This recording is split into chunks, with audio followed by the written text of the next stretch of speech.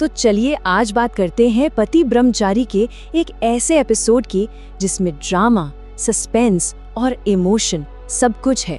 यहाँ भरोसे और धोखे के बीच एक ऐसा राज छिपा है जो शायद सब कुछ बदल कर रख देगा। कहानी की शुरुआत होती है हमारी मेन कैरेक्टर ईशा की एक बहुत ही मासूम सी दुआ से। वो बस अपनी माँ से मिलना चाहती है और यही एक लाइन कहानी का पूरा इमोशनल टोन सेट कर देती है। ईशा का मिशन एकदम क्लियर है। वो एक मंदिर में है और उसे पूरा यकीन है कि ये जो खास पूजा वो करने जा रही है यही उसकी आखिरी उम्मीद है अपनी माँ तक पहुँचने की।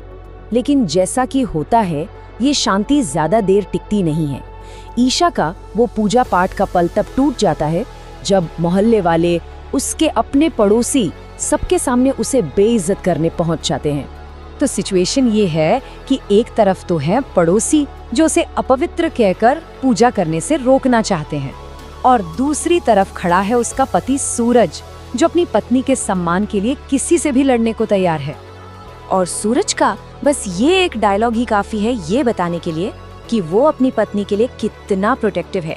भले ही थोड़ा गुस्सैल लगे लेकिन अपनी पत्नी की इज्जत के लिए वो किसी भी हद तक जा सकता है। अब जब सूरज भीड़ से निपट रहा होता है तभी एक और ड्रामा होता है।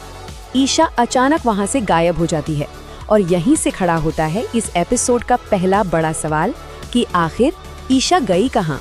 लेकिन ट्विस्ट ये है कि ईशा खोई नहीं थी। ऐसा लगता है जैसे कोई अनजान ताकत, कोई खिंचाव उसे एक खास जगह की तरफ ले जा रहा था और वो जगह थी उसकी माँ के पास। और फिर आता है वो पल जिसका सबको इंतजार था, एक माँ और बेटी का इमोशनल रियूनियन। ऐसा लगता है कि ईशा की दुआ भगवान ने सुन ली।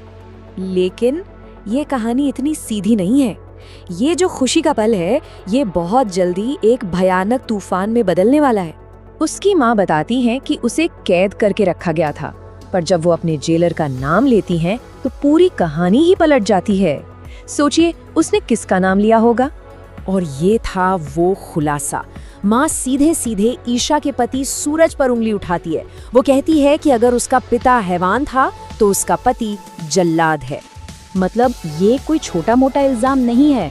माँ का कहना है कि सूरज ने ही उसे सालों तक बंदी बनाकर रखा था और उसी दिन उसे जान से मारने का प्लान था। यही वो खुलासा है जो कहानी में सबसे बड़ा भूचाल ले आता है। अब यहाँ पर कहानी का सबसे बड़ा कंफ्यूजन खड़ा होता है। एक तरफ सूरज है जो कुछ दिन पहले ही ईशा से कह रहा था कि वो उसकी माँ से कभी मिला ही नहीं, और दूसरी तरफ माँ है जो कह रही है कि सूरज ही सालों तक उसका जेलर था। और जो बात इसे और भी दिलचस्प बनाती है वो ये है कि ये इल्जाम एक बहुत बड़ी साजिश का सिर्फ एक छोटा सा हिस्सा है। इसके पीछे और भी कई लोग जुड़े हैं। देखिए, कहानी में सिर्फ सूरज और माँ ही नहीं है। ईशा के पिता गुलाब सिंह हैं जो इस साजिश के मास्टरमाइंड लगते हैं। एक बिंदिया है जो कोई राज जानने के बाद भाग रही है और एक बाबूजी हैं जो डर के छिपे हुए हैं। मतलब ये पूरा जाल बहुत उलझा हुआ है। तो अब सोचिए ईशा की हालत। वो उन दो लोगों के बीच बुरी तरह फंस गई है जिन पर वो दुनिया में सबसे ज्यादा भरोसा करती है। एक तरफ उसकी माँ है और दूसरी तरफ उसका पति। वो यकीन करे तो किस पर। और यहीं आकर हम रुकते हैं इस सबसे बड़े सवाल के साथ। सूरज का कहना है कि वो बेकसूर है, माँ का कहना है कि सूरज ही गुनहगार है। आखिर सच कौन बोल रहा है और झूठ कौन?